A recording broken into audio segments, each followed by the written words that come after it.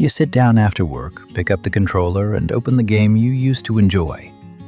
Before the menu music finishes, you picture your car outside and the Uber app waiting on your phone. The game has not even started, but the evening already feels like money you are choosing to lose.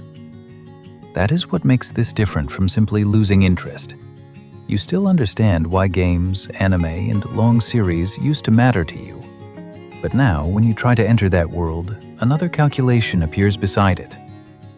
2 hours of a game becomes 2 hours of fares you did not accept. An episode becomes a little less money in savings. A free evening becomes an income opportunity that expired while you were sitting still. Living alone made that calculation harder to ignore. Your paycheck arrived, expenses took most of it, and the 15% you saved did not feel like protection. It felt like a small barrier against a future that could still reach you. Then your car gave every empty hour a price. You could open an app, start driving, and turn the evening into money almost immediately. That made working feel responsible in a way leisure could no longer compete with. The problem is not that you discovered the value of extra income. The problem is that your mind stopped comparing entertainment with other forms of living. It began comparing entertainment with the maximum amount you could have earned instead. Once that comparison becomes automatic, leisure is placed in a trial it cannot win. A single-player game does not produce savings. Anime does not reduce next month's rent. A series does not make your contract safer. So even after your work is finished, your mind treats rest as a financial decision that still needs to be justified. Playing with friends can feel different. The time has a social reason. Someone invited you.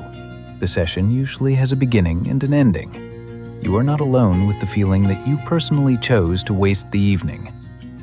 But when you start a long game by yourself, there is no outside permission. You have to decide that the experience is worth having, even though it cannot be converted into money. Right now, that decision feels almost morally suspicious. Your job uncertainty is making the fear louder. Coworkers have been dismissed.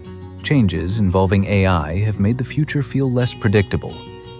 You have been given very little work, and your contract may end soon.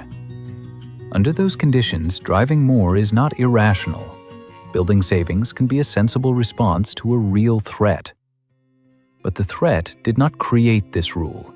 It revealed how powerful the rule had already become. The rule is simple. If an hour can make money, using it for anything else is a loss. That sounds practical until you notice that every hour can make money. There is no natural finish line. Another ride is always possible. Another evening could always add more to your account. Even after a productive week, the next free hour arrives with the same accusation. You could be earning right now. When money feels insufficient, your attention narrows around anything that might improve the situation. The car, the apps, the open evening, the possible fares. Those opportunities become vivid. The value of rest becomes harder to see because it is slower, less measurable, and impossible to deposit. So you keep choosing the result you can count. The extra money is real, but so is the cost. You are teaching yourself that time only becomes legitimate after it produces something. You are making enjoyment answer to the same standard as employment. Because entertainment cannot prove its value in money, it begins to feel childish, irresponsible, or dangerous. That does not just remove games and anime from your life, it removes the experience of being off-duty. You may stop playing, but your mind does not become peaceful. It stays at work, scanning the evening for unused earning potential.